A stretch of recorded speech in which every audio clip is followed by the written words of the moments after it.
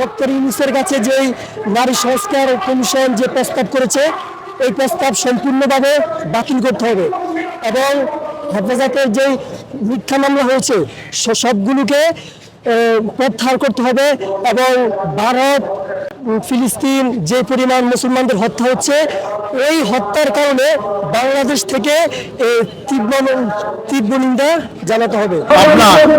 আমরা 3টার দিকে এখানে আসছি ইসলামের জন্য, দিনের জন্য। এই কষ্টটা কষ্ট না ভাই।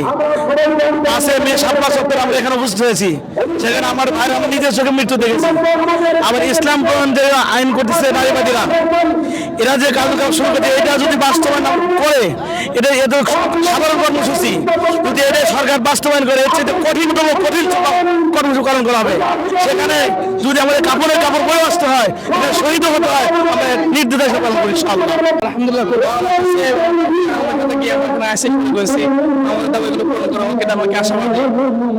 ওয়ালটন আবারও মিলিনিয়ার অফারে ওয়ালটন ফ্রিজ কিনে আপনিও হয়ে যেতে পারেন মিলিয়নিয়ার।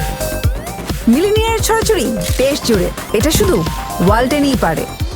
13 সালে যখন কিছু কুলাঙ্গার নাস্তিক ব্লগার শাহবাগের মধ্যে উন্মুক্ত মঞ্চ কায়েম করেছিল, তখন সারা বাংলাদেশের আপামাম মুসলিম জনতা এবং ওলামা একরাম মিলে সবাই একটা ঐক্যে ডাক দিয়েছিল।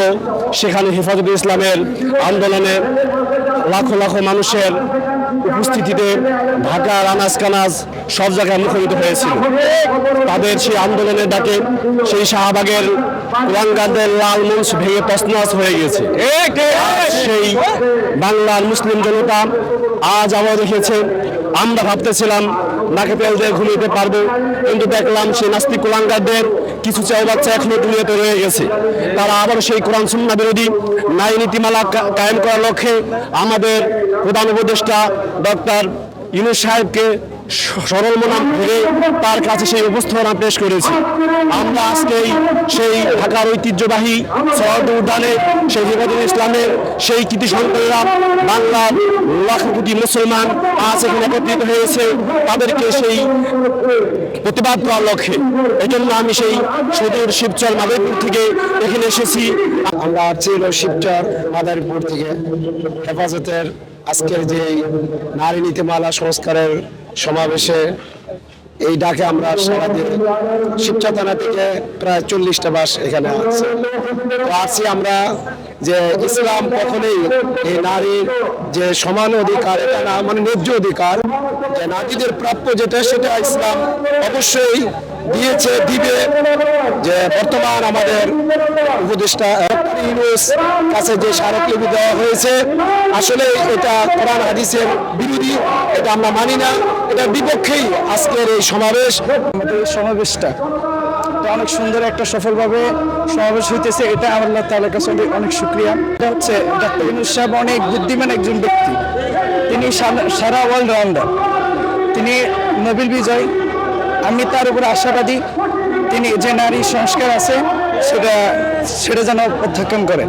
কারণ আল্লাহ তাআলা কোরআনের মাঝে নারীদের বিধানগুলো, নামাজের বিধান, বিভিন্ন বিধান কিন্তু পার্থক্য করে দিয়েছে।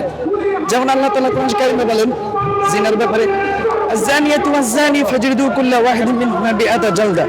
এই বিধানের ক্ষেত্রে আল্লাহ তাআলা সর্বপ্রথম নারীকে শাস্তি দেওয়ার জন্য সর্বপ্রথম আল্লাহ তাআলা বলেছেন। আর দ্বিতীয়ত চুলের ক্ষেত্রে দেখেন, আস-সারিকু ওয়াস-সারিকাতু ফাকতাউ আইদিহুমা। এই ক্ষেত্রে আল্লাহ তাআলা বিধানগতভাবে আগে পুরুষের কথা বলা হয়েছে, পরে নারীর কথা বলা হয়েছে।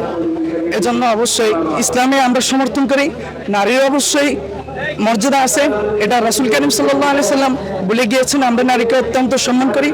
নারী বিষয়ক সংস্কার কমিশনের প্রস্তাবনাগুলো বাতিল এবং নারী কমিশনকে বাতিল করা।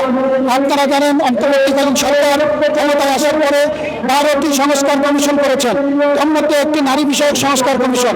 এই সংস্কার কমিশন হাস্যকর, উন্মাদের মতো, পাগলের মতো, জ্ঞানহীন এবং মূর্খতার মতো কিছু প্রস্টিটিউটের দ্বারা গঠিত একটি নারী বিষয়ক সংস্কার কমিশন। এই নারী বিষয়ক সংস্কার কমিশনের তাদের অতীত থাকলে আমরা ইতিহাস জেনে জানতে পাবো, তারা সকলে ইসলাম বিদ্বেষী। জাতি তাদেরকে প্রস্টিটিউট মনে করে, জাতি তাদেরকে পতিতা মনে করে। একজন পতিতারাই কেবল এই ধরনের প্রস্তাবনা আনতে পারে যে আমার শরীর দেহ আমার সিদ্ধান্ত আমার, আমি আমার দেহকে যাকে ইচ্ছা তাকে দিতে পারবো।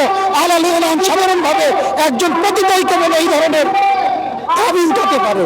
আপনারা দেখেছেন পাগলের মতো তারা প্রলাপ বকেছে, তাদের কথা রাষ্ট্র একটি দেহজাতিক সত্তা, সেখানে ধর্মের কোনো লেশ থাকতে পারে না। সুতরাং সংবিধানে বিসমিল্লাহির রহমানির রহিম দ্বারা যে সংবিধান লেখা শুরু হয়েছে, একত্ববাদ, আল্লাহর প্রতি পূর্ণ আস্থা বিশ্বাস যে সংবিধানে দেওয়া হয়েছে, সেই সংবিধানকে তারা সেটাকে বাদ দিতে চায়। তোমাকে আমি আমার কলিজার সাথে একটা এক্সাম্পল দেব যে আমাদের দেহের মধ্যে কলিজা একটা অত্যন্ত গুরুত্বপূর্ণ জায়গা। সেখানে আমি বলবো যে আমাদের মানে বাংলাদেশে তো আমাদের রক্ষণাবেক্ষণ করবে সেটা আমার দায়িত্ব। তবে সাজেশন করবে ডক্টর আমাকে যেভাবে বলবে আমি সেভাবে চলবো, ঠিক না? ঠিক আমার কিভাবে চলতে হবে সেটা রক্ষণাবেক্ষণ করবে আল্লাহ তাআলা। যেখানে বলবেন যে ইসলাম আইন প্রণয়ন করো না, সেটাকে বর্জন করতে বাধ্য।